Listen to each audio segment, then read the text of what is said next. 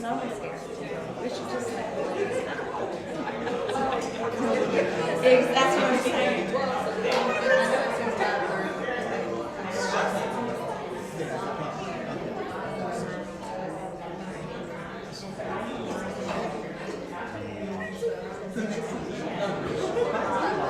I was just gonna say that was your mistake. I appreciate you being accurate.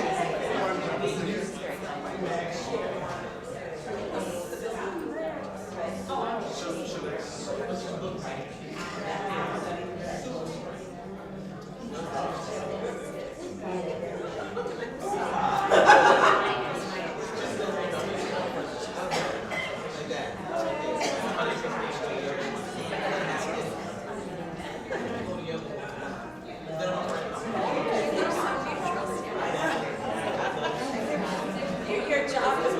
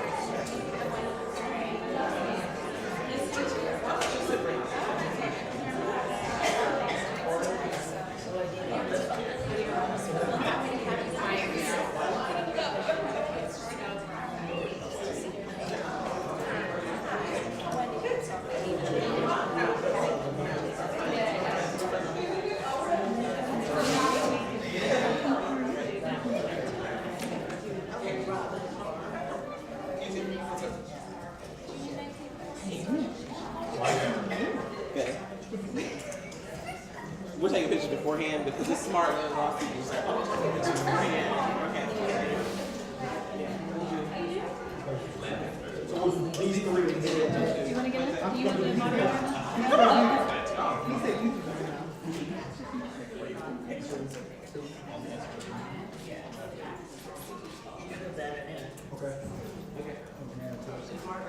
Yeah. Oh, he's in charge. I'm sorry.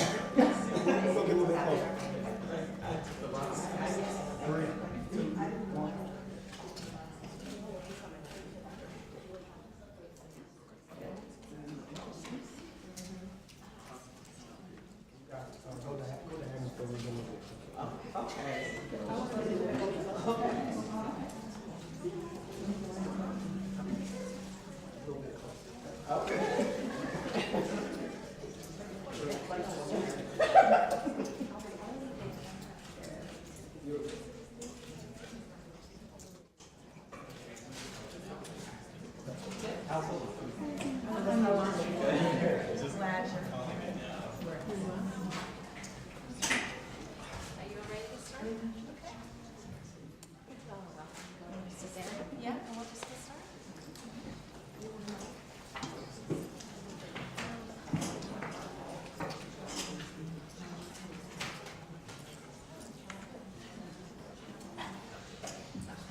Okay, we'll get started. Thank you so much for coming this evening. It's nice to see all of you on a Friday night, still bright and bushy-tailed. It's hard sometimes. I'm Wendy Henson, the Dean of the College of Law, and it's my pleasure to welcome you here tonight to this gubernatorial debate with candidates Stacey Evans and Stacey Abrams. Thank you so much for coming, and our lovely moderator as well. Please give them a round of applause.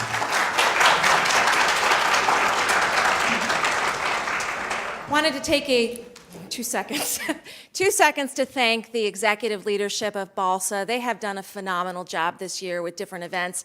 I'm sure some of you were here also when Keisha Lance Bottoms was with us. Very, very impressive. Great group of young people under the leadership of Tanya Washington as well.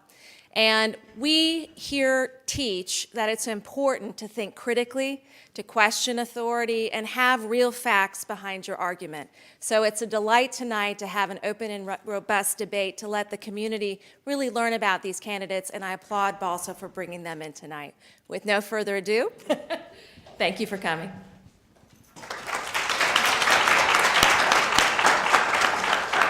Good evening, everyone. I am Rita Treadwell, and I am honored to greet you as the 37th president of the Georgia Association of Black Women Attorneys. I want to first say thank you to Georgia State and to the dean and to the BALSA chapter for putting this together and inviting us, and for Tanya for saying, come on down to Georgia State. We're welcoming you. We're happy to have you. We're going to help you put this on, so thank you.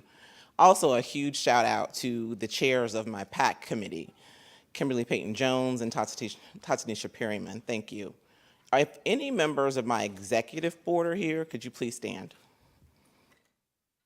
Thank you, ladies.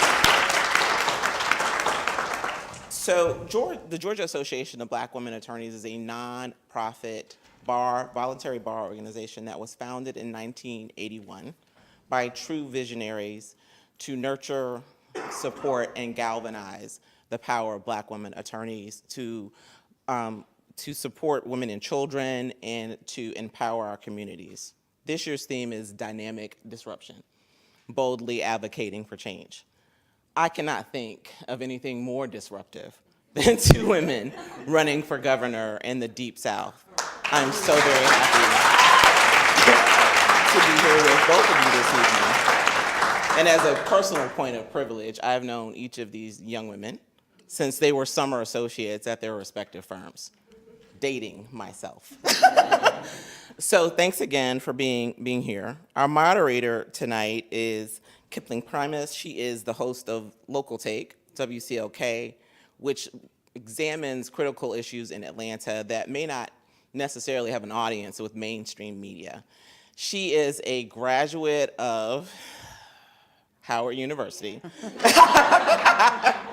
I am a graduate of Hampton, which is why that was a slow pause, but nothing but love here, and also a graduate of Clark Atlanta University. And she will introduce our candidates this evening, so without further ado.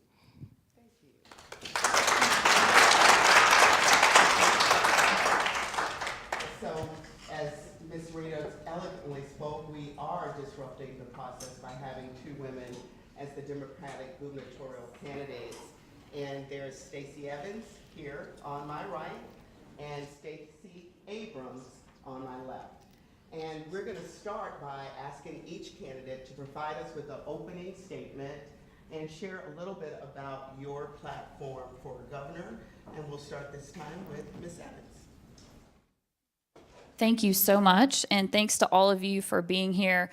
Thank you to Rita and all the leaders and members of GABWA. Thank you for what you do day in and day out in our community. I've long been an admirer of the organization, whether you were out there working with victims of sex trafficking or whether you were working with young women to empower them.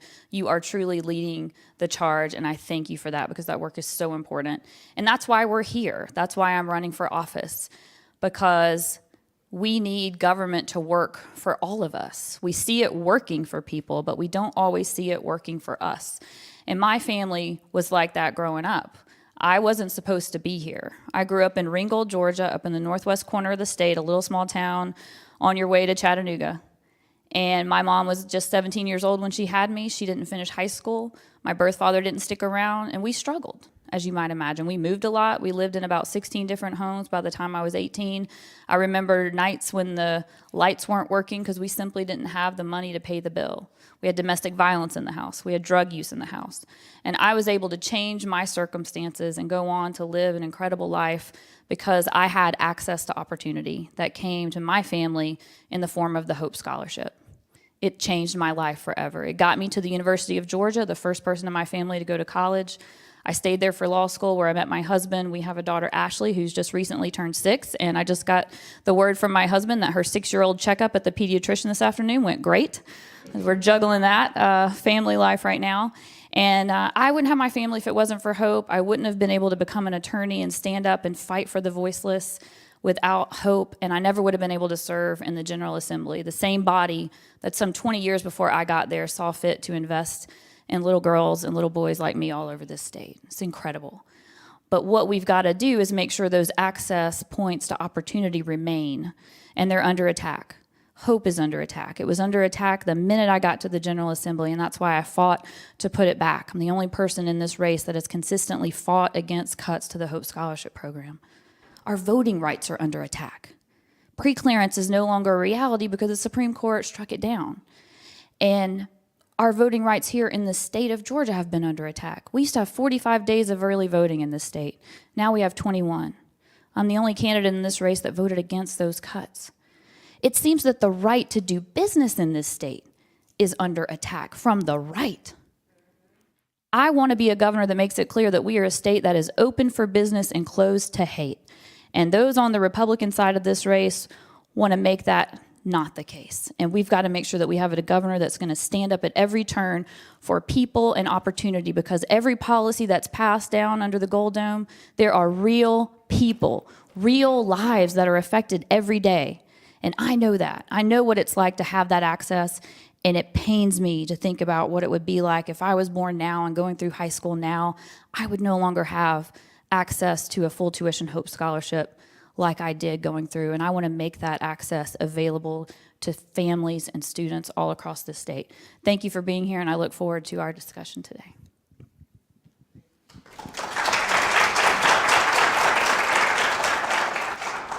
And Ms. Abrams. As soon as I learn how to work a microphone. Here we go. I want to say thank you to. Oh. I'm gonna try again. I want to say thank you to the moderator, thank you to Georgia State, to BALSA, and to GABWA. I actually was a member of GABWA for 10 years when I started as a lawyer, but I've actually not practiced law for the past 11 years, so I miss being a member, but I've been proud to host GABWA at the Capitol during my 11 years as a legislator. And what I learned from GABWA, what I learned from my very early beginnings as a lawyer, is the importance of standing up and making hard choices. That you can't have everything you want. If you did, we wouldn't need lawyers. But instead, we have to have leaders who can evaluate the information and make the best decisions possible. And I come from a family that understands how critical those decisions are. My mom is one of 7 children. She's the only one of her 7 siblings to finish high school, let alone go to college and to graduate school. My father is one of 5, and he's the only man in his family to ever go to college. And he went despite having a learning disability that went undiagnosed, because if you were dyslexic in Mississippi in the 1950s, they just told you you were stupid. And because of my parents, they did what they could. They worked hard, they went to school, they did everything you're told to do to succeed. But when they got back home to Mississippi, they faced the prejudice and discrimination that meant that instead of moving up, they just moved a little further forward. We went from abject poverty to working poverty. My mom didn't like that, so she called us the genteel poor. We had no money, but we read books and we watched PBS. But they used that language because my parents wanted us to understand that our beginnings were never going to dictate how far we could go. They wanted us to understand that we had the capacity for more because they had imagined more for us, and because they were going to fight for us every day. And they told us we had 3 jobs: go to church, go to school, and take care of each other. They told us to go to church because they wanted us to be anchored in a value system, to believe in something larger than ourselves. But the faith my parents raised me to believe does not discriminate against others. It is not a weapon to be used against others for discrimination. It is a shield that should protect and lift everyone up. And they told us to go to school because even though their education hadn't gotten them as far as they thought it would, they knew that knowledge was immutable, that it's a transformative power, and that it changed their lives and gotten them further than anyone they knew.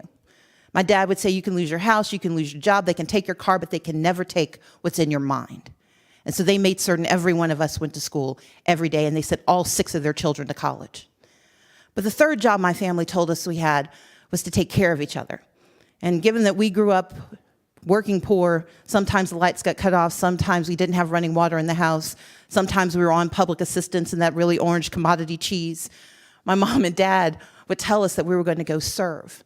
They told us to serve because they said no matter how little we have, there is someone with less, and your job is to serve that person. My dad put it more simply: having nothing is not an excuse for doing nothing. And as minority leader for 7 years, I understood that edict more than any time in my life, because we didn't have power in the Georgia General Assembly. Democrats had fallen to the lowest nadir in our history. And my job was to fight for the most we could every single day. And we weren't just good at it, we were great at it. In fact, the Atlanta Journal-Constitution called me strangely relevant. And they said that because it's easy to get things done when everyone agrees. It's hard to get things done when you're in the minority. It's hard to get things done when everything is aligned against you.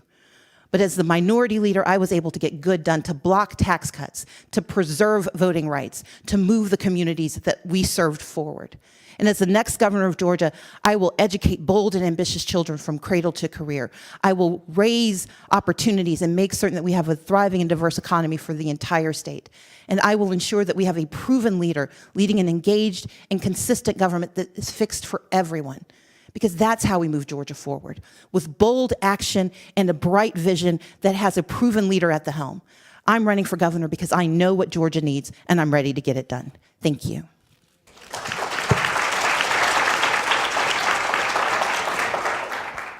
And my next question addresses that disruption. We know that in this election cycle, there are more women running for office, from school board to governor. Ms. Evans, do you think that our state, this deep red conservative state, is ready for a woman to be governor? Absolutely. And it's so exciting to be here because no matter which Stacy, we have the same name, isn't that fun?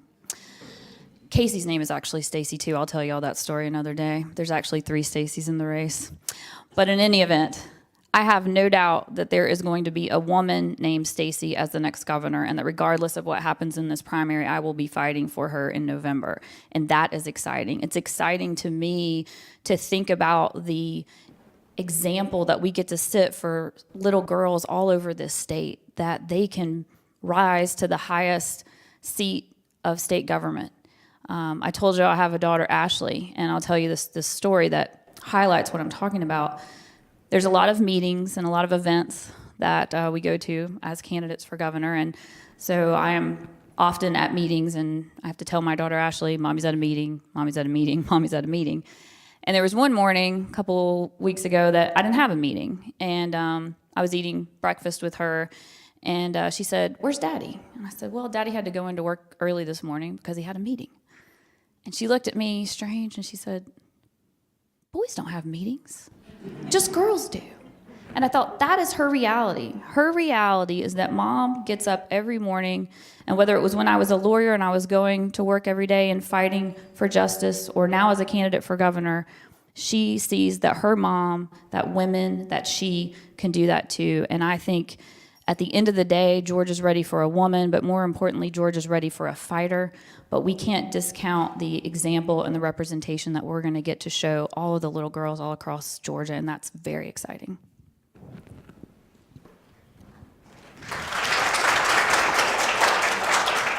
And Ms. Abrams, before you start, I'm going to just amend yours a little bit, because not only are you a woman, but you're a Black woman. Oh my God. Do you think Georgia is ready to see a Black woman in that position of power? Absolutely. In fact, I'm excited about What it means to stand for this office as an African American, as a woman, as a Southerner. Because I will actually amend your question a bit. Georgia isn't deep red. Georgia's blue and just really confused. And we know that because we've seen advances made. We've seen women of color, women of every color get elected to office across the state of Georgia in places where we weren't expected to win. But we've seen people of color stand up and take office across the state.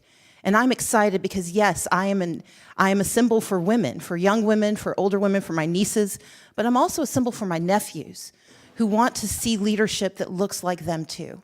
And so I'm excited about the opportunity, not just to make history, but to create a pathway so that they grow up believing they are history, believing that their capacity for change and for leadership is immutable and inherent.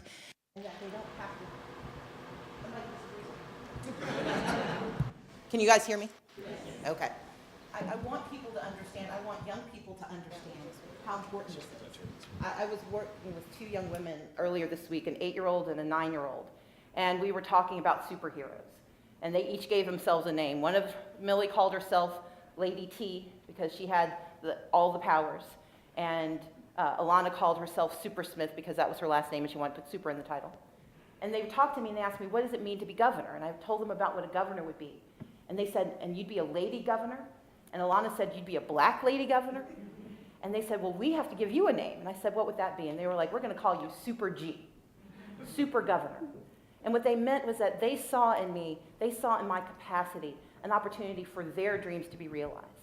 And I'm excited that we have women running for office, running for governor, running for lieutenant governor, running for every office that we can think of that we are ready to lead. And I'm excited to be part of that leadership and part of that future for the state of Georgia.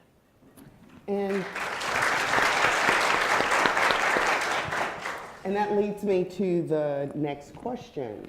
What type of leadership do you think women will bring to the table that men may not have the capacity? What does a woman bring to leadership that men don't? And I think these mics are just not our friends, right? So we'll just. Oh, wait. I think we got it back. All right, there we go. We're back in power, y'all. Here's the thing, and y'all know this because y'all are juggling work, you're juggling family, you're juggling caring for aging parents. Women just juggle better. No offense, men, but we've had more experience juggling, I believe, as a general matter. It's still the women that are mostly the ones making sure that summer camp is happening. We are changing out the seasonal clothes. We are setting the doctor's appointments for the most part.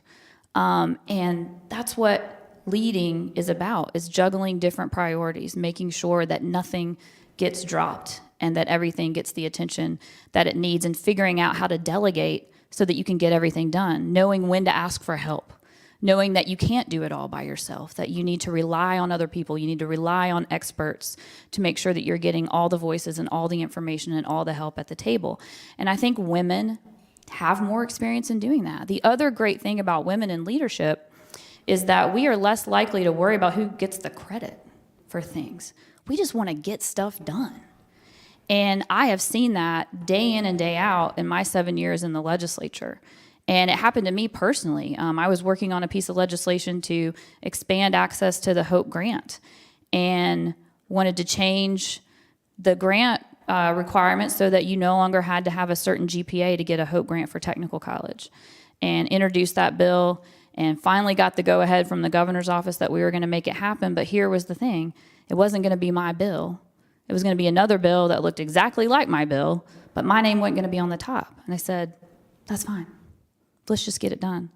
I spent many years trying to pass other legislation to open up the doors of higher ed, and when we would hit a roadblock, I would say to members of the Republican Party, would you just take this? Would you just do this? And sometimes they would and sometimes they wouldn't. But the bottom line is, I think women are very much focused on results, very much focused on people at the end of the day, and whatever we got to do to get it done, get it done. And so it's exciting to think about putting a woman in that governor's chair.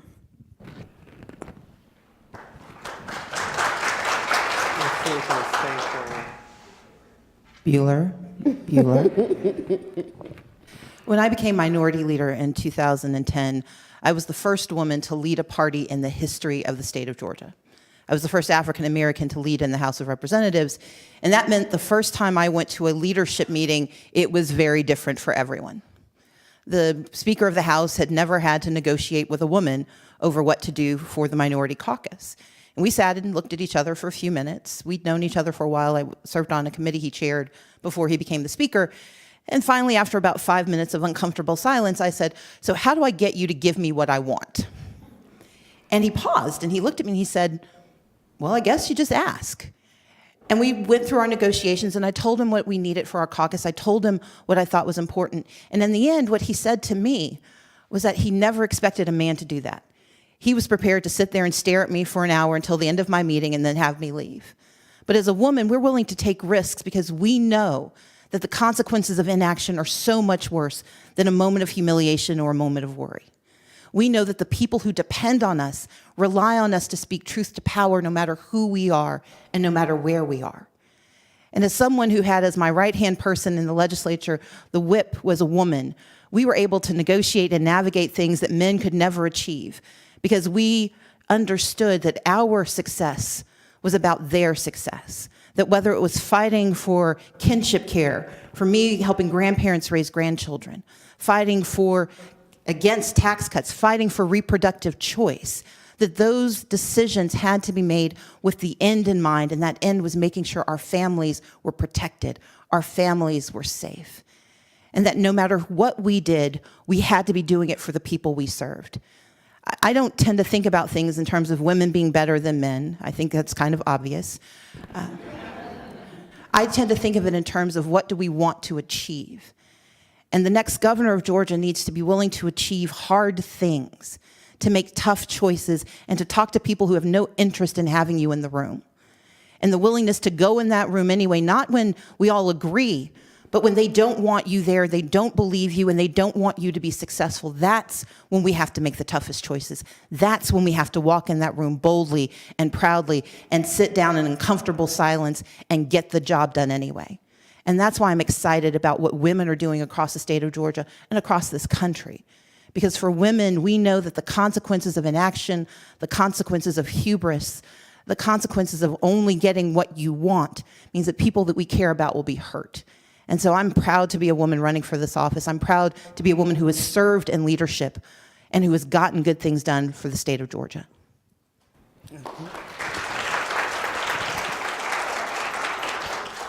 So it's been mentioned before, but the Georgia Association of Black Women Attorneys advocates for children, women, and empowered communities. Can you share how your platform aligns with their advocacy?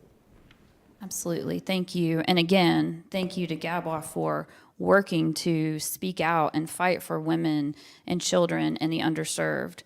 And that is what my platform is all about. I want to empower families and women by making sure that if you are willing to work hard, you're going to have access to a good job that pays you a fair living wage. We've got the lowest minimum wage in the country, y'all, $5.15 an hour. Waitresses make the same $2.13 an hour they made when I waited tables to feed myself in college in the late 90s.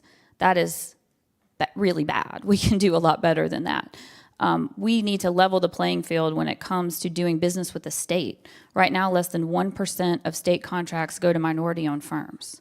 We have got to do better than that, and it's going to take a governor making it a priority to change that. See, the governor of Georgia gets to make a lot of appointments to commissions and boards and departments that hand out these contracts. And my directive to them is going to be, we are going to increase minority participation in these contracts, and if you don't make it happen, it will no longer be my pleasure that you serve. It is that important, and it's that much of a priority. We need to make sure that more people are being put into jobs as opposed to being taken out of those jobs and also away from their families. We're putting too many people behind bars. There are folks that need to be behind bars, but just because we're mad at you does not mean you need to go to jail. And when you are committing drug-related offenses, you need, for the most part, treatment, not incarceration. And we need to make sure that when you are behind bars, you're having access to the skills training and the education training that you need so that when you get out, you are on your way to a good-paying job and not to a recidivism trap. We need to make sure that everyone has access to good jobs and that they can keep them. We need to make sure that all families have access to good health care. That starts with expanding Medicaid so we can cover 500,000 Georgians. We've got to root out fraud, waste, and abuse so that women and children and families are able to access the health care that they need. And we have got to invest in a community school model for our children. There are so many things that are affecting learning that go on outside the classroom. For example, if a child comes to school and they're hungry, or they need eyeglasses or hearing aids, or there's violence in the house, we cannot expect that child to go into the classroom and live up to their full potential. And as amazing as teachers are, we cannot expect them to fix all those problems during the school year. So those are just a couple of platform planks that are about getting folks access to those opportunities, education to get a job, healthcare to stay healthy to keep a job. And I think that together with GABWA and other organizations across the state that are working to empower people, we can go a long way, and I'm looking forward to working with all of you to make it happen.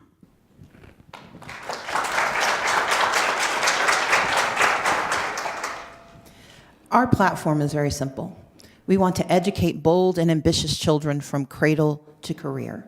I want to build a thriving and diverse economy in all 159 counties. And I want to lead an engaged and responsive government that serves everyone. But I'm going to focus for a moment on childcare. I don't have children. I am the proud aunt of 6 nieces and nephews. But my parents are raising one of my nieces. And I've been primarily responsible for her childcare and her upkeep since she was born. And so even though I've never had a child living in my house, it feels that way often. And it feels that way because I understand how hard it can be sometimes, especially when you're living paycheck to paycheck to take care of the child that's been put into your care. And in the state of Georgia, it can be an astronomical cost. And that's why I've introduced the Bold Action for a Brighter Future plan. And what we want to do is create a child care scholarship so that no family pays more than 7 to 10% of their income towards child care. But let's put this in real numbers. If you're a parent raising a toddler who makes $40,000 a year, this is a $5,700 scholarship. Not a tax credit you get at the end of the year, but a scholarship so that you can pay for that child the year through. Because we have to take care of our children from the moment they arrive. And we know that from 0 to 5, 90% of the cognitive development of our children happens, and yet we don't start investing really until they're 4 or 5 years old. And so I want us to start at the very beginning, because I know that's when it matters most. But I also know that Georgia has one of the highest maternal mortality rates in the nation, and that if you're a Black woman, you're 4 times as likely to be the victim of maternal mortality. That's because 2/3 of our counties don't have a labor or delivery room. But if we expand Medicaid in the state of Georgia, not only do we cover 500,000 people, but we can provide access to health care in those counties so that women are not dying giving birth. That especially Black women will get the help they need before they give birth and after they give birth. And that can only happen if we draw down Medicaid. And that's why I've introduced every year the Medicaid expansion bill, and why on day one, when I become the governor of Georgia, I will expand Medicaid in the state of Georgia. Because that will transform our state and transform lives, especially the lives of Black women and young people.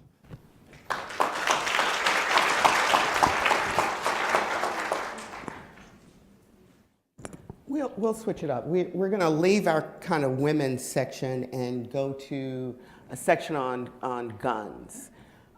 Ms. Abrams, as you know, in our state, there's campus carry. You can carry a gun into churches, restaurants, bars. We see the response from children in the country, the March for Our Lives. Tell us about your relationship with the NRA, your rating, have you accepted donations, and how you feel we should approach this challenge. All in 3 minutes. Okay. Well, let's begin with my relationship with NRA. They don't like me. I have never gotten higher than a D, and I don't know how I manage that, but I usually fail, and it's the only failing grades my parents are proud of. Now, I grew up in a family that knows how to hunt. I know how to shoot. I learned how to shoot from my grandmother, and she told me you only hunt the things you want to eat, and since I basically eat chicken, it really hasn't come up very much. But I do understand the power. Thank you, somebody got that. I understand the power of weapons, and I understand the responsibility that comes when you know how to use a gun. And I'm the only candidate in this race who's been in the legislature who's consistently voted against every single gun law and has never gotten the stamp of approval from the NRA. I voted against SB 30, a bill that forces our law enforcement to sell weapons back into the streets. I'm the only one who voted against that bill because I know that it's wrong to put our law enforcement in jeopardy, and worse, to put our communities in jeopardy by putting guns back on the streets. But I'm also the only candidate who co-sponsored a ban of assault weapons in the state of Georgia. And I did it when it was very controversial. I did it because I know what an assault weapon can do, and I know we don't need them in Georgia. And a few weeks ago, I held a town hall meeting with high school students in Macon. And these young men and young women came to see me to talk about what they needed: background checks and waiting periods and protective orders. There was a fifth grader who called himself a gun safety advocate. Imagine having to call yourself that when you're in 5th grade. But there was a young man named Latravian who asked me a more important question. He said, I understand how you want to stop guns from getting into our classrooms. I understand how you want to ban guns, but what are you going to do about my community where it's illegal guns that make me worry about my life before I get to school? And that's why my platform isn't just about gun safety, it's also about economic security. Because we can't help his community until they have the jobs they need, and we reduce the crime because people can take care of themselves and take care of their families. And I understand that gun safety begins with strong laws, but it can't stop there. And I intend to be the governor who fights back against the gun lobbies, the NRA, Georgia Carry, Gun Owners of America, gun owners of anybody. Because fundamentally, we have to put our families and our children first. And that's why I'm proud to have been endorsed by Gabrielle Giffords and Giffords Courage for the work I've done on gun safety in the state of Georgia.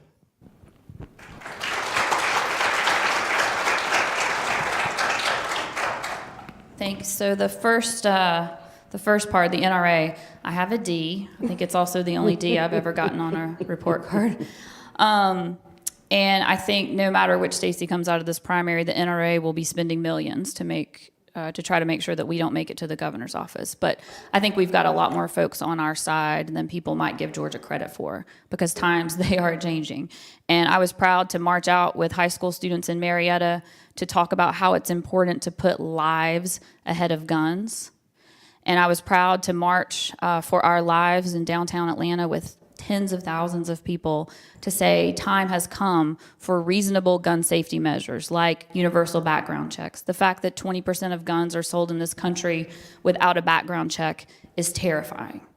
We need to follow the lead of Florida and make 21 the age that you need to be to buy weapons. We need weapons of war off the street. Those are not the ones that people are using to go hunting or to keep their families safe. Yes, there is a place for guns in society, and I don't want to take guns out of the hands of hunters and those that want to protect their homes. But we have got to start being reasonable and having honest conversations with each other. I voted against guns everywhere. I voted against guns on campus. And those are the wrong direction for our state to go in. I remember having a conversation with one of my police chiefs about the campus carry bill. And I said, "What do you think about this, Chief?" I said, I think it's a terrible idea for a couple of reasons. Number one being, in his mind, and this is a terrifying thought, trained police officers in emergency situations hit their targets less than 20% of the time. What in the world do we think is going to happen in Political Science 101 when someone wants to pull out a gun and try to save lives right there in the classroom in an emergency situation? It's scary. We've taken our state in the wrong direction. We've also cost ourselves a lot of money because of the increased insurance requirements that come along. And we've cost ourselves recruitment, both of teachers and professors and also students. So we have got to get real. We've got to get serious about common sense gun safety legislation. And I look forward to trying to bring that change through the General Assembly as governor.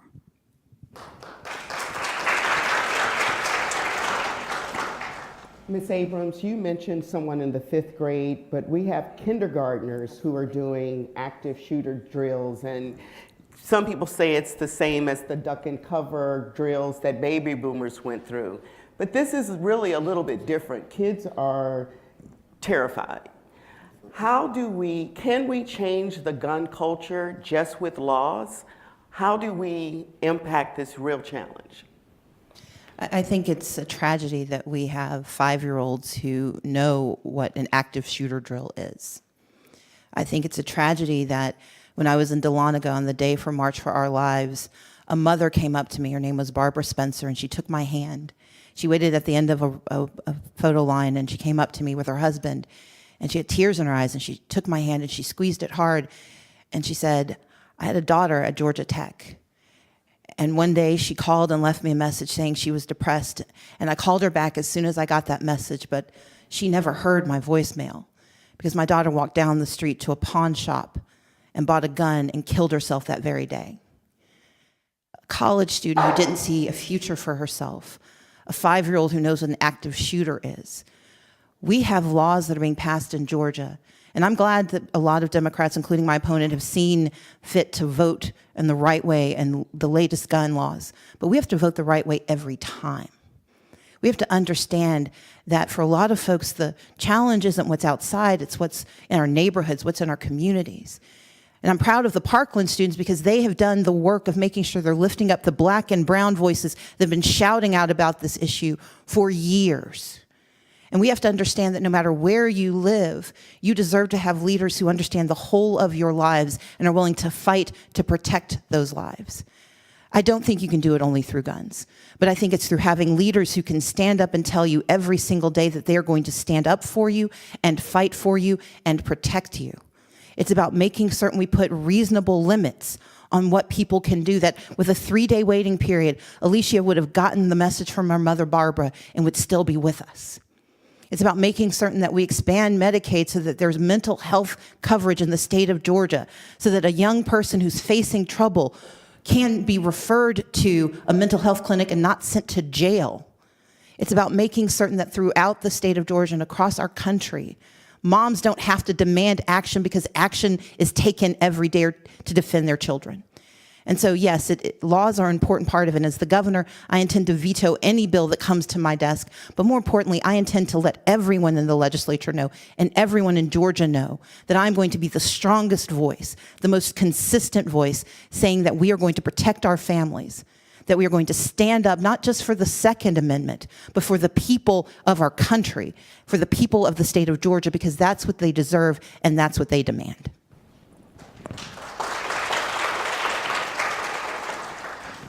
My daughter Ashley's in kindergarten, and she often will share her experience of the day, whatever that is, in kindergarten, and ask, tell me about when you were in kindergarten. Did y'all do tornado drills? Tell me what you did in a tornado drill. Tell me what you did in a fire drill. And she asked me one night not too long ago, what did you do for intruder drills, Mommy? We didn't have intruder drills, honey. And that stopped me in my tracks. This is not what kindergartners should have to be worried about. And it breaks my heart. And I kiss her goodbye every day. And I think about what these parents have gone through in cities all across this state where they've sent their kids off to school and they've not come back. Nobody should have to worry about being safe while they're in school. And I'm so glad that the students are speaking out. And I'm glad that those in government are starting to stand alongside them. And there are reasonable things that we can do, and we need to do them. We need to find where we have common ground and have success. I think, for example, the bill in Florida that passed to make 21 the age to buy weapons shows the state of Florida and shows the world that the sky will not fall when we pass reasonable gun safety measures. And we need to do that in Georgia. Pick what can we get done to show the naysayers that we can do something and that we're not trying to take away your hunting rifles. I think in Georgia, the best place we could start is making sure that when there is a protective order in place in a domestic violence situation, that we get the guns out of the house. As someone who grew up with domestic violence in the house, I am so thankful that during that time we didn't have guns in the house, because the thought of what could have happened in that situation is terrifying. So let's pick a win when it comes to reasonable gun safety measures, and let's build from there. And aside from legislation, and this goes for the gun culture, it goes for the biases and the differences in our communities all across the state, we have got to start talking to each other. A couple of years ago, when it seems like you couldn't turn on the television without seeing a video of police violence breaking out on the sides of streets all over this country, I, in my House district, brought together police officers, faith communities, the NAACP, and community leaders, and we met at a church. And I said, we're just going to talk to each other, because we can pass laws about guns, we can pass laws about increased officer training, but at the end of the day, we've got to work on our hearts and minds and seeing each other differently. And just because we have differences, whatever those differences may be, whether they're about how we feel about guns or something else, we're all people, and we need to start giving each other the benefit of the doubt and being able to have conversations about our differences. That's how we're going to get to a good place on guns and so many of the other issues that plague us. And I look forward to being a governor that will lead those conversations, not just in my little House district in Cobb County, but all over this state.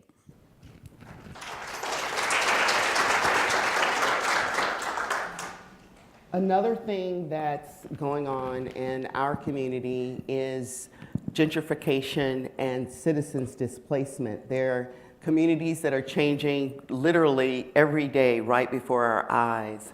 How can our state government assist citizens in being able to have affordable housing in a community that they would like to be in? Absolutely. I began my legal career as a tax attorney with a specialty in tax-exempt organization law and understanding how our tax policies affect our state. I also hold a master's degree with a focus in tax policy. When I left when I left the law firm and went to become the deputy city attorney for the city of Atlanta, one of my first jobs was writing the living wage ordinance for the city of Atlanta. We got that bill through the city council, got it to the desk of Mayor Franklin, got it signed, and within months, the state of Georgia, the state legislature, preempted that law and said it could not take effect. That happened because until we have a governor who lets local governments actually respond to the needs of their communities, nothing will change. And the reality is 15 years ago, Georgia could have had a living wage law in the city of Atlanta that would have interfered with the income inequality we see across the city. Gentrification is not simply about people moving in, it's about the people who live there being forced out because they can't afford to be there.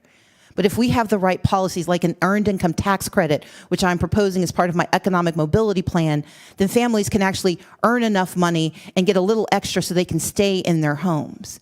But it's also about allowing local governments to pass laws like inclusionary zoning without having to worry if the state legislature is going to preempt that law. But it's also about things like circuit breakers, allowing the state and local governments to say that if your income isn't rising as fast as your property taxes, we're going to break the circuit and we're going to stop letting your property taxes go up. And if you do that, then people who live in Vine City shouldn't have to worry about the coming of Mercedes-Benz. And folks who live where I live in Kirkwood don't have to worry about the Beltline. Because if we do those things, if we break the circuit and we allow people to live in the communities they grew, well enough for people to want to live there, they should be able to stay there and reap the benefits. Because the problem with gentrification is not that good things come, it's that nobody who lives there gets to benefit from them. And that's why the state of Georgia has to make certain that we're investing in things like an affordable housing trust fund, permitting things like inclusionary zoning and circuit breakers. But more than that, we have to think about increasing the wages of people who live in our state. And that's why not only have I proposed an earned income tax credit, that's why I also proposed the child care tax credit. Because if you're not spending $5,700 a year putting your child into daycare, you can be spending that money making certain she's living in a good house in the neighborhood that you want her to be in. And that if we do the work we need to do to create jobs across the state, investing in small businesses so they can grow, giving them access to capital so they can take advantage of minority contracts, or more importantly, majority contracts and prime contracts, that if we do that kind of work, we don't have to have this constant conversation of income inequality. I grew up poor. I know what it's like to live paycheck to paycheck. And even today, when I have a better income, I know that there's a difference between income and wealth. And we have to have a governor who has a plan to grow wealth for Georgia, to grow wealth for all of our families, so that they can live wherever they want to live and they can thrive where they are. Because we have to stop fighting for survival in Georgia and start fighting for success. And that begins in Atlanta, and that begins with income inequality.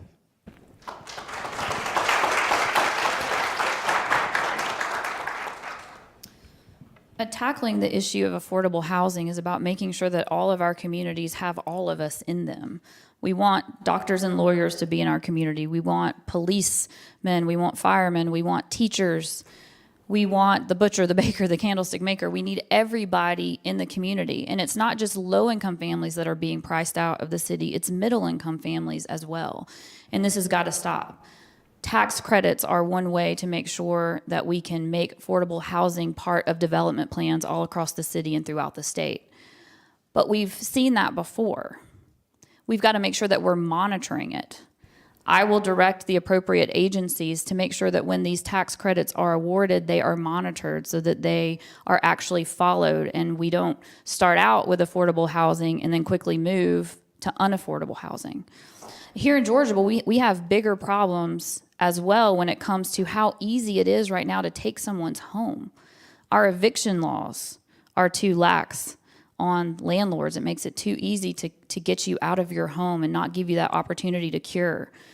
The foreclosure crisis was real, and it is way too easy for a bank to take your home. We have non-judicial foreclosure, which means you don't even have to go see a judge to get somebody's house.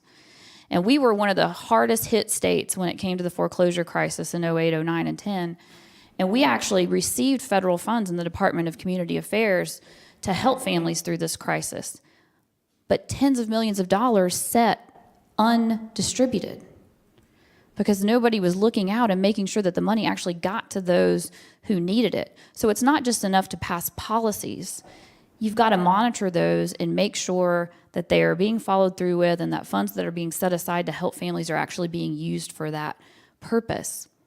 I've been down at the General Assembly for 7 years, and I sat on the Judiciary Committee, and we tried to pass reasonable laws that would have given homeowners the right to cure. Simply notice that when a home is foreclosed on and you're a renter in that home and not the owner, not the one that didn't pay the mortgage, that you have to be evicted, that there's a notice period for you to move out. Simple things like this were continuously blocked by the banking industry in the state of Georgia. There's too much power right now in the banks of this state and not enough power with the people.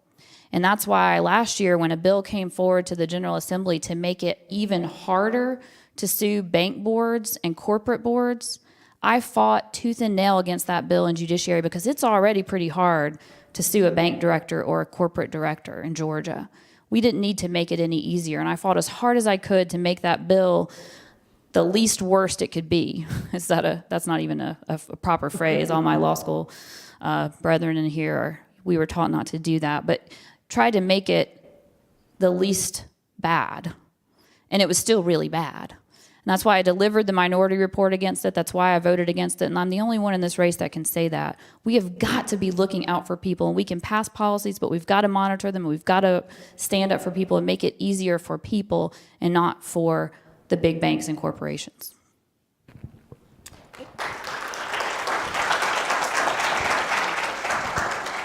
And gentrification is mainly a urban type of challenge. It's not so much in the rural areas of our state.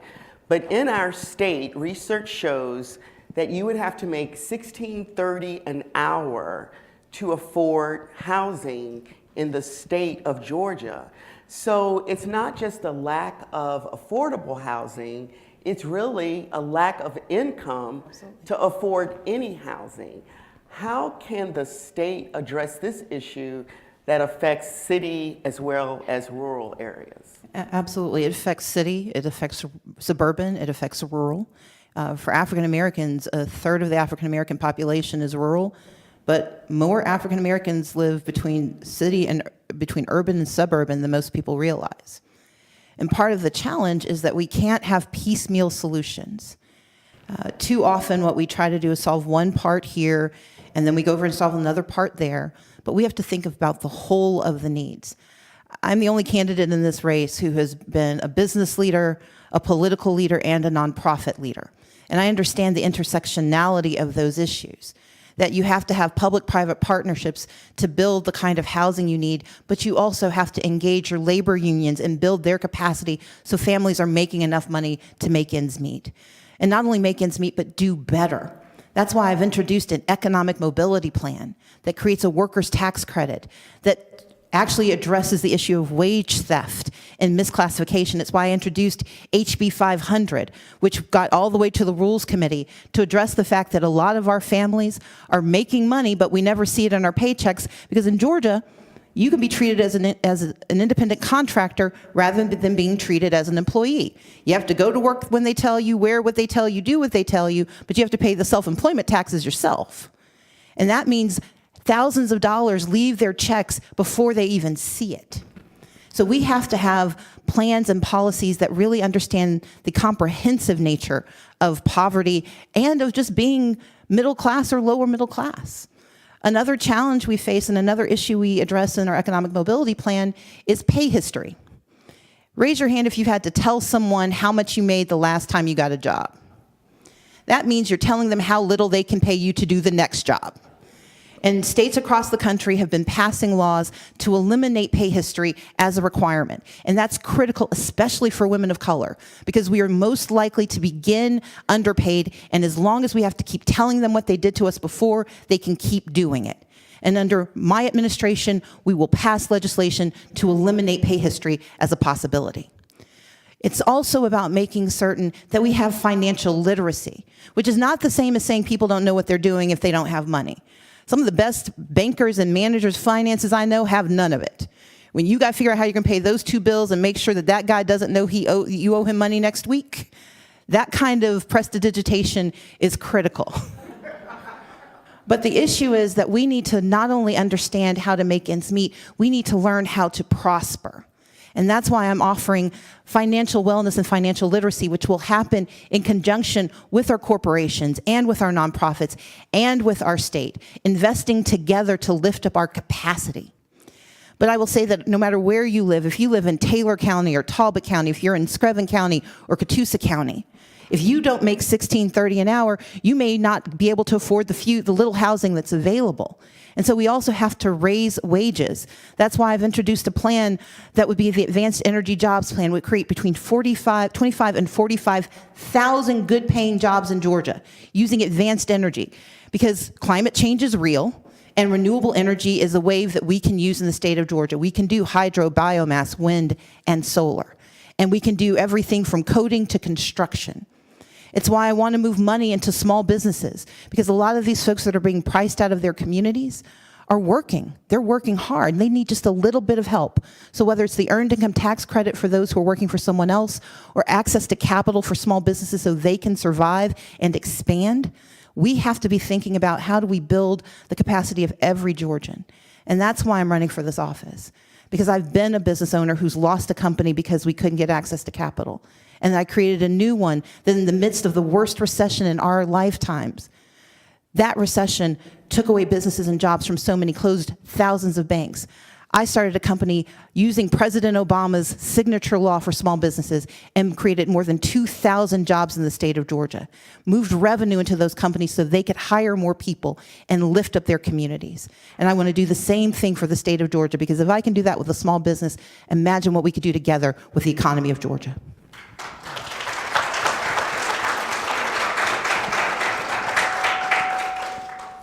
Wages are way too low in the state. Uh-oh, we lost our power. That's all right. Wages are way too low in the state. As I mentioned earlier, we have the lowest minimum wage in the entire country, $5.15 an hour. Wages are still making $2.13 an hour. And it's not just private business that is paying too little in many instances. It's also the state government. We have many state employees that are making less than $10 an hour. And I know this from my time on the Appropriations Committee, the Public Safety Subcommittee. We've got probation officers, we've got prison guards that are making less than $10 an hour. We have got to do better, and the state has to lead by example. We've got to make sure that more folks have the opportunity to start and grow small businesses, and not just if they're well connected and live within a certain mile radius and know the right committee chairman, but everybody across the state gets the opportunity to start and grow a small business. This state used to have a group of small business ombudsmen, for lack of a better word, that traveled all throughout the state and worked with small business owners in every region, every corner of the state, to talk about how do we grow this business, where is there perhaps a market for a new business to pop up, and how can we help make that happen in this community. Those positions were cut out of the budget during the recession. We have the ability now to bring that back and bring real business growth all over the state, so that you're not just relying on someone else for a paycheck, but you get a chance to use your entrepreneurial spirit and start a business where you see a need in your community. That's how we're going to build back up some of our rural communities across the state that are struggling. And the best thing that the state can do is make sure that the infrastructure is strong so that business can thrive for all of us. That means investing in transportation infrastructure, like a regional coordinated mass transit system for those of us in the metro area, and a commuter rail line throughout the rest of the state to connect the small cities to Atlanta and also to each other, so that everybody will be within a daily commute of good paying jobs. And we will create jobs by building out this infrastructure. And we will create an opportunity where industry will have the ability to locate in all corners of the state because they will be connected to a transportation highway system that doesn't exist in certain parts of our state. But the best thing that we can do as government, the best tool that we can give folks is education and job training. That's why I'm standing here today, the power of education. And I would never have had that opportunity, as I mentioned, without the Hope Scholarship. And right now, too many students, too many kids and families across this state are without that access that used to be. It used to be that no matter what your grades were, you could get a full tuition Hope grant and go to technical college. That changed in 2011. For the first time ever, a GPA requirement was added, and the grant no longer covered full tuition. And that led to 40,000 students leaving our technical college system. That was nearly a quarter of the student body population in technical colleges across this state. And the average face of a technical college student at the time of those cuts was a 28-year-old mother from a household income of less than $20,000. So how do we raise wages in this state? How do we get more families to be able to participate in good paying jobs? We make sure that they have more access to education and job training and not less. The Hope Scholarship used to say that if you had a B, you could go to any four-year college tuition free, and that's what I benefited from. But what happened in 2011? An SAT requirement was added to get a full tuition Hope Scholarship. $1,200. Some of y'all had that. I'm not going to make you raise your hand. I didn't. I didn't have a 1,200 on the SAT. There were a large number of counties where not a single student had a 1,200 on the SAT. Adding that SAT requirement knocked out 97% of otherwise eligible African American students from a full tuition Hope Scholarship because of that SAT requirement. It was so bad that a caveat was added in the Senate to say that at least the valedictorian and salutatorian of every Georgia high school would be able to access the full tuition Hope Scholarship regardless of their SAT score. That was so that every county could have at least 2 full tuition Hope Scholars. We've got to do better than that, y'all. And I am the only candidate in this race that has consistently fought against cuts to the Hope Scholarship and the Hope Grant. We have got to start making sure that opportunity is available to all of us. We have the money to restore a full tuition Hope Grant and make technical college free the way it was prior to 2011. We have the ability to implement a real needs-based aid scholarship in this state. When Hope started out, it was needs-based. Had a $66,000 income cap that was raised to $100,000 and eventually lifted off. When times are tough, we've got to make sure that we are protecting those scholarship funds for those students who need it the most. And I am committed to that.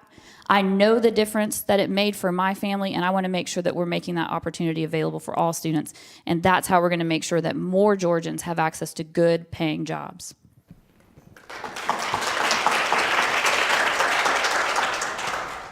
And we're going to come back to you first this time, Ms. Evans. We're going to move into some current events, some current affairs that are impacting our nation and community. One of them is privacy. As we are learning every day, from Equifax being hacked to the city of Atlanta to Facebook, I think it went from 50 million to almost 100 million. What do you see our state doing to address these technological challenges when citizens do want privacy? Absolutely. It's terrifying to think about how at risk we all are. And as governor, I want to make sure on day one that we are doing a top-down audit to make sure that our systems are safe from cyber attacks. That is job one. We've got to make sure that we are safe, and we are in a better place in Georgia than in most because we have the cybersecurity center going up in Augusta that will be able to help us. We have Georgia Tech right here in the city of Atlanta with experts that can help us make sure that our systems are safe. One thing we got to do is make sure that Brian Kemp doesn't get into the governor's office because apparently he doesn't know how to keep our private information safe either. Y'all may recall all of our social security numbers went out, all of us registered voters, all of that went out. So we have got to make that a priority in the state to take a top-down look and make sure that we're putting the safeguards in place. And that is a security issue. And the governor has the authority and the power and the responsibility to make sure that all of us are as safe as we can be from cyber attacks. And Ms. Evans. Well, this is a point of absolute agreement between us, so I'm actually going to take this moment to answer something that wasn't asked, but has been referenced a few times, and that's the Hope Scholarship. Because I think that's part of the reason we're here.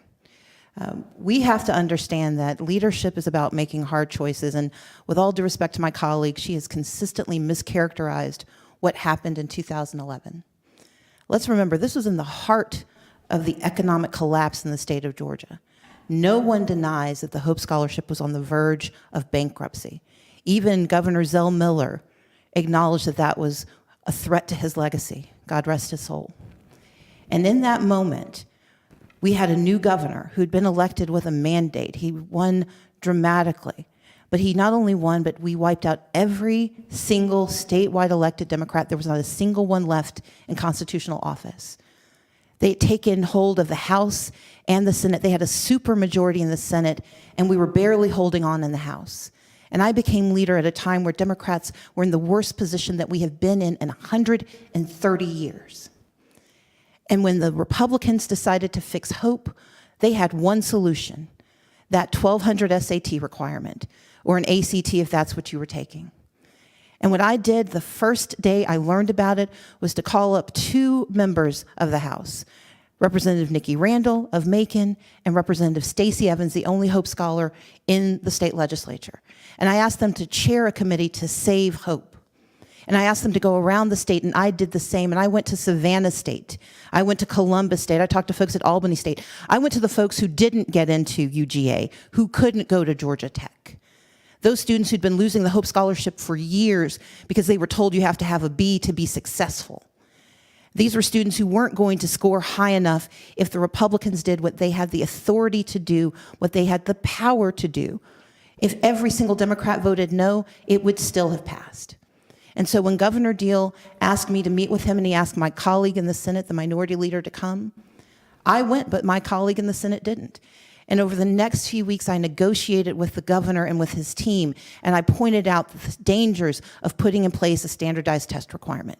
I pointed out that not only did Hope cover college, it covered children. It was our pre-K funding, and they were going to slash pre-K to make it a part-day, part-week program. And if you get to leave work every few days to go get your child out of pre-K, God bless you and the person you work for. They were going to slash technical college and force students who were just coming back, those 28-year-olds who I promise you did not remember high school algebra, it would have denied them the ability to use remedial courses, to use those dollars for remedial courses, which meant they were never going to start.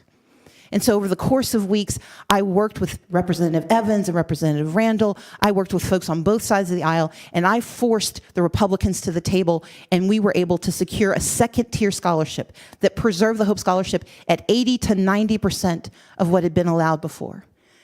The difference was going to be roughly $1,000, and so I got the governor to fund a $20 million 1% low interest loan program that was paid back over 10 years so that any student who lost that $1,000 could borrow it and have 10 years to pay it back. I got remedial courses fully funded. I saved a full day of pre-K. And then the next thing I did was to turn to Representative Evans and Representative Craig Gordon and ask them to carry legislation to fix what was broken in the technical college system. That bill that moved, that was taken from Democrats and given to Republicans, my name was on it, and I set up the meeting with the governor to get it through. And when that bill got part of the way, we did a second bill, and I co-sponsored that bill with Representative Evans, with Chairman Earl Earhart, and myself. This is about hard choices, and I will tell you, here's the reality. Yes, 40,000 young people, 40,000 people couldn't go to technical college, and we fixed that problem, and we've continued to try to fix it. But here's what else happened. 500,000 4-year-olds have gone to pre-K since that day and had a full day of pre-K because 4-year-olds don't get a do-over. And 100,000 students in this year alone have the Hope Scholarship that they would not have had the standardized test requirement been implemented.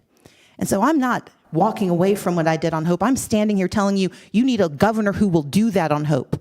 Because the next time we win, when we win in 2018, the state legislature is not going to change. We're not going to get everything we want from Republicans.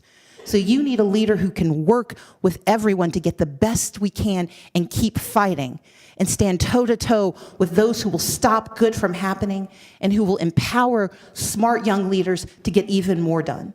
That's what I did as a minority leader, and imagine what I'm going to do as the next governor of Georgia.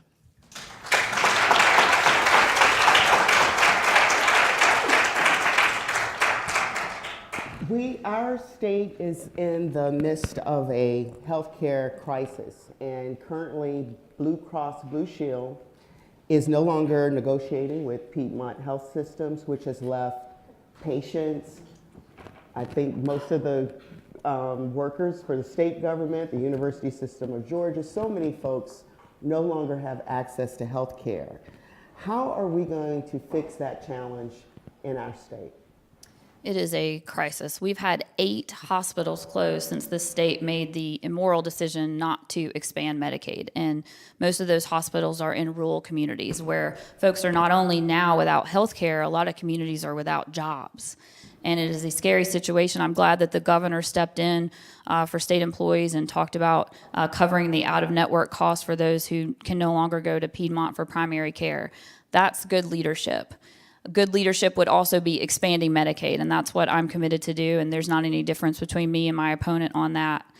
There is a lot of difference on this hope issue, and I don't want to leave this completely here because I was there in 2011, and I remember the bargaining chips that were brought to the table and told to the caucus as a reason why we should support this terrible, detrimental legislation that cuts so many students out of access, including me. My path would no longer be possible if that legislation had been in place when I was graduating high school. I was there. I remember what Representative Abrams told us she got for those negotiations. And it wasn't taking care to make sure that there wasn't across the board SAT score. Now she's released a couple hundred pages worth of emails that talk about the discussions around hope, and there's not one place in there where she told the caucus that I saved us from an across the board SAT cut. You will not find that there because it did not happen.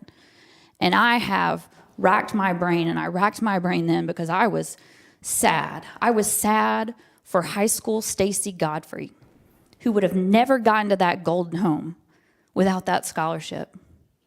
I was sad that my leader at the time was standing with Republicans to cut this lifeline of mine, to shred it right in front of my face. And I was trying to figure out why would any Democrat do that? We're not about cutting off access. We are about expanding access. And I never could figure out the answer to that question. And very recently, I found out for the first time, members of my caucus found out for the first time, that when Representative Abrams was negotiating on our behalf with those hope cuts, she had a state contract that required Republican okay for her to keep. And that may be our answer, and that breaks my heart because thousands, tens of thousands of students lost access to a life that they couldn't imagine, that I couldn't have imagined, and now I get to live a life that I never could have imagined because I didn't know it was possible. And to think about the tens of thousands of students that will never have the opportunity to start from where I did to where I am now, it is a tragedy, and I am committed to my core to righting that wrong for kids all across this state.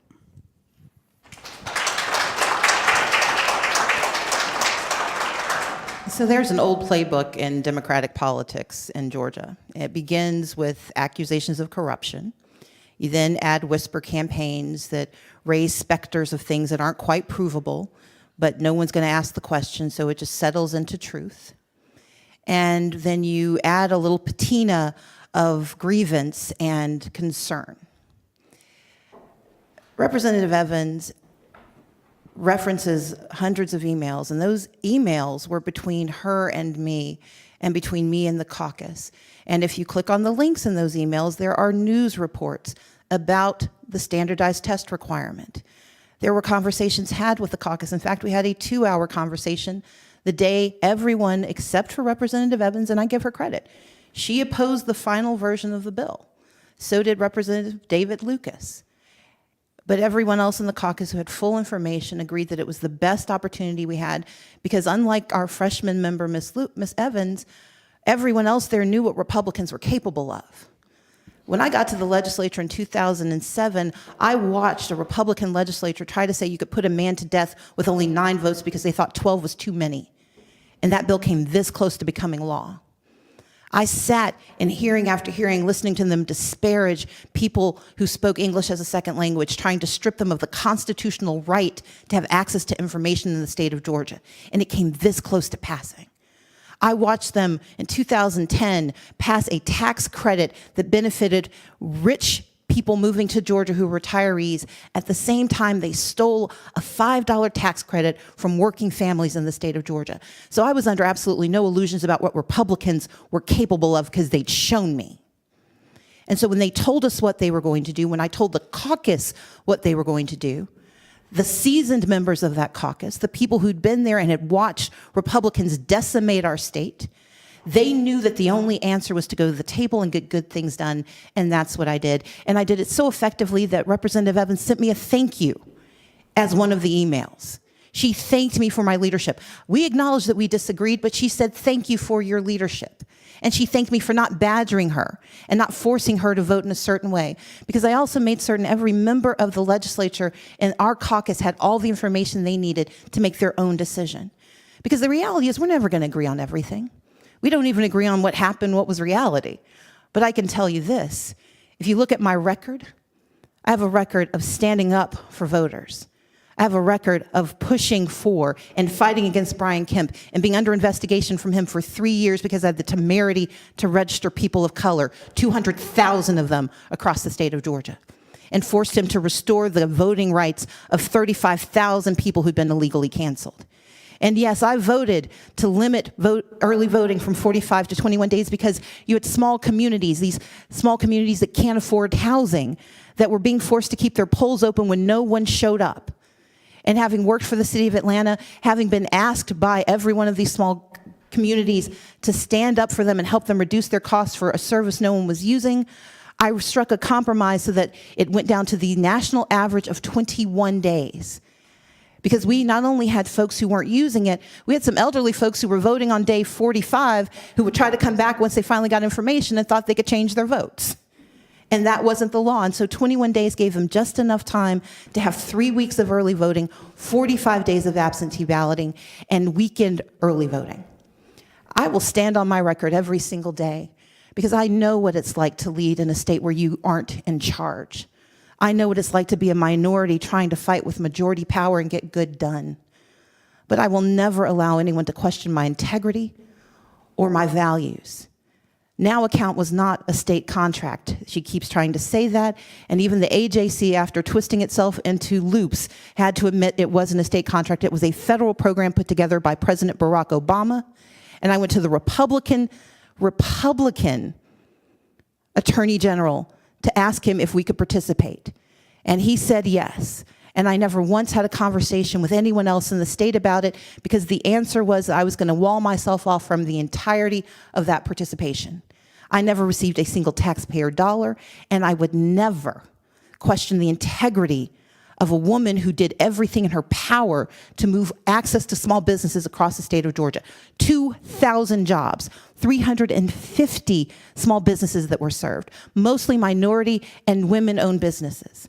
I am proud of my record, but more importantly, I'm proud of the integrity with which I approach my record. I don't have to apologize for what I've done because I think about who I'm serving every single day, and I have the receipts to prove it.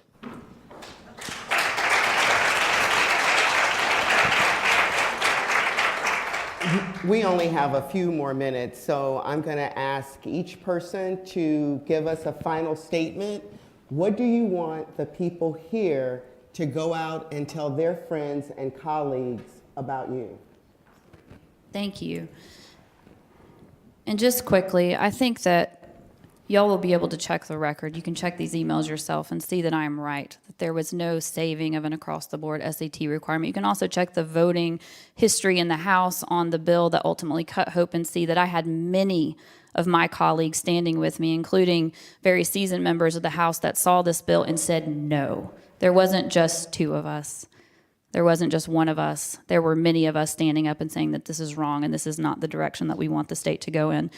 And when we stand up and fight, we get change. That little caveat I told y'all about the valedictorian and the salutatorian, that happened because the Senate Democrats stood together against this bill and they forced that change. If we stand together, we can force good change. We had to come back and fix some things because they got broken. And when we shone the light on the problems, we got Republicans to bend. I am not against compromise. You got to get compromise to get things done, but you have got to be willing to stand on principle. And that's what Democrats in the House were not able to do in 2011. Now, there was a contract. It was administered through the Department of Community Affairs, and my opponent received $400,000 for her part in that. That's what the AJC told us, and I invite you to check the record. But here's the thing. I look forward to working with y'all to make sure that every single day we are opening up the doors of access to opportunity and not closing them. I want to be a partner with you. I want you to be at the table. The governor gets to make a lot of appointments, and I think a lot of those should be women and minorities all across this state, because when we have all of our voices and all of our faces at the table, good change happens. And I'm committed to doing that. I'm committed to working with you to do that, and I hope you'll join with me so that we can bring back hope to Georgia. I want to offer an apology to my colleague. I should not have had an outburst while you were speaking. But I do want to be very emphatic that what she says is patently untrue. There was no state contract. Financial technology is a complicated issue. I have a financial services company. We have a lot of lawyers because it's a complicated issue. But the answer to this question is very simple. I didn't get $400,000 from anybody. I did not receive a single dollar of taxpayer funding for the program that we did for the Now account. Not a single dollar. Every dollar I earned. I earned through investors, and I earned through the work that I did. And it is a complicated issue, but this is a complicated state. And we've got to be able to get the details right. The details on hope, I've walked through them, but let's be clear. The day I signed the bill with the governor, our caucus voted, and only 2 people voted against me signing the bill, David Lucas and Stacey Evans. And once I co-sponsored that bill and it went through the process, I did not ask a single member to vote with me. I said, vote your conscience and vote the way you think you need to, but my negotiation got us to the table. And as lawyers, you know that you can't negotiate and then decide you're going to walk away if you want to serve your client. And my client were the children of Georgia, the 500,000 4-year-olds who still get to go to pre-K, the 100,000 students who, like a young Miss Evans, could not have gone to college if they had not gotten access to a Hope Scholarship that did not have a standardized test requirement. And if you really want the answer, ask Nathan Deal and Chris Riley, because they will tell you too. But what I want you to understand about me is that I'm going to confront hard choices.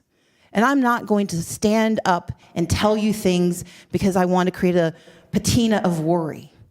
I'm going to tell you where I stand and why I stand there, and I'm going to be able to explain every vote I've made and every choice. And more importantly, I'm going to be so open and transparent that when you disagree with me, you know why we differ. Because that's what you need in a leader. Someone who doesn't come to the table thinking she knows everything, but someone who comes to the table and brings extra chairs so more people can be there with her. That's what I've done my entire life. When I saw that we were losing access to winning elections, I started an organization to make sure we registered 200,000 voters. When I saw businesses closing, small businesses, because they couldn't get access to capital, I didn't work for a big law firm foreclosing on homes. I focused on making certain that I moved access to capital to small businesses. And when I got to the state legislature and everyone was running in the opposite direction because Democrats were on the decline, I raised more money for Democrats in the last 7 years than my predecessor did, and I won 6 Republican elections. I got a black woman installed in Paulding County as a state legislator because I understand how to talk to communities. I've been around the state. I've been to all but 4 counties, and they're coming up in May. And I was in Glenwood, Georgia, after they lost their hospital and 30% of their workforce. And I'm not going back to Glenwood until I can tell them that I plan to make certain their hospital comes back and their families can come back and they can stand together. But I also want to be able to do the same thing on Glenwood Road and Glenwood Avenue. I want to be able to do it across the state of Georgia because this is my home and now is our time. Because Georgia is ready for a Democratic leader who understands the scope of our problems and has a broad vision and a broad platform and a proven record of success. I've signed the back of a paycheck and the front of one. I know how to raise capital, I know how to raise money, and I know how to build infrastructure so that when Democrats win in 2018, it is the beginning of our new dynasty of Democrats in the state of Georgia. I want you to make a choice and choose the right person who's willing to make the hard choices to make your life better. Thank you so much.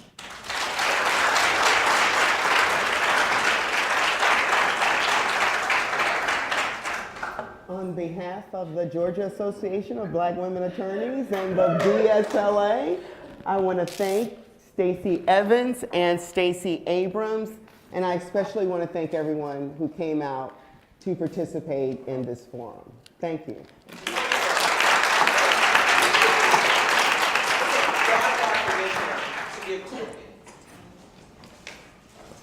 They're token gifts, just to say thank you, Ms. Evans. Thank you very much. Thank you, Ms. Abrams. Thank you very much. On a Friday evening, I know it's tough to get out. Thank you. And this is for you. You did a fantastic job, by the way. Thank you. Kipling, you were great. Thank you so much. Thank you. She stepped in at the last minute when we couldn't find someone to come out on a Friday night because it's the King Week. There's a lot of things going on. It's spring break week. And you step right up, you step right in, and you had questions that were on issue and on point, and it kind of gave us a very, very lively